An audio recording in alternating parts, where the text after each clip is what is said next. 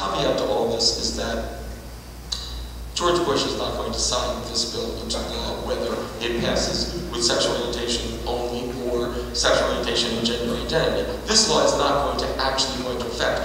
We don't even believe we have a veto-proof 60-vote majority in the Senate, in the U.S. Senate, to get this legislation passed. But it is very bad precedent to put legislative language into place that passes and allows those who would take the easier route to walk away from one group of people they feel are somehow more controversial, more difficult to understand, more problematic to integrate into the fabric of American society. So we want to make sure that this language is fully inclusive so that no one is left behind. Polling that we have done, and actually Equality Advocates Pennsylvania, an organization that Stacey Sobel runs, is doing right now polling that will improve upon, we believe, the polling that we've already had here in Pennsylvania. But recent national polling has shown, the Gallup poll, that 89% of Americans are in favor of employment non-discrimination for LGBT people. And a separate poll that was done by Peter Hart Research only 3 months ago in this year showed that on just the issue of transgender Americans, 58% of Americans support full and equal rights for transgender Americans. That's an astonishing increase in 3 years, when the polling showed only 13% of Americans 3 years ago were in favor. So a lot of education has been done. We have a lot more to do, but it's very important to understand that the public is ahead of the elected officials, except for the two sitting in this room.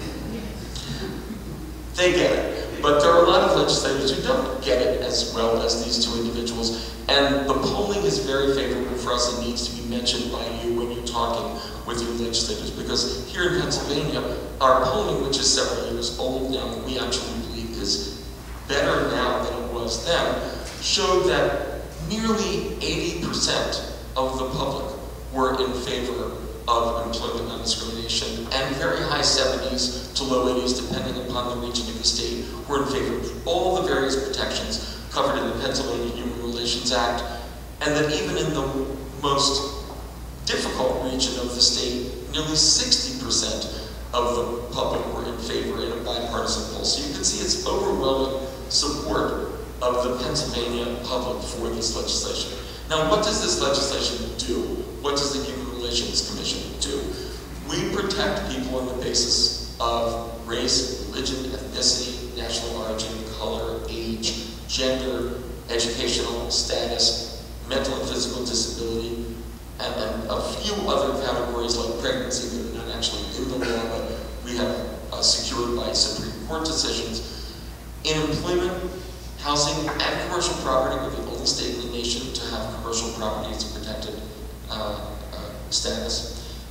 Public accommodations, and education.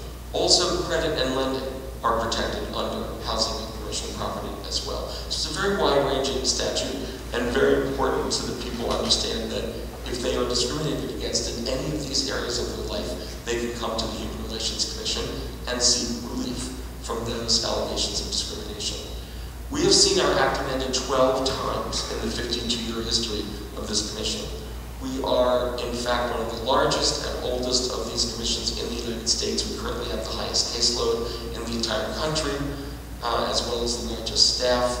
We do not have quite the largest budget, although we do have the largest staff and caseload. That's a hint to our legislature to give us more money to do this work. Noted.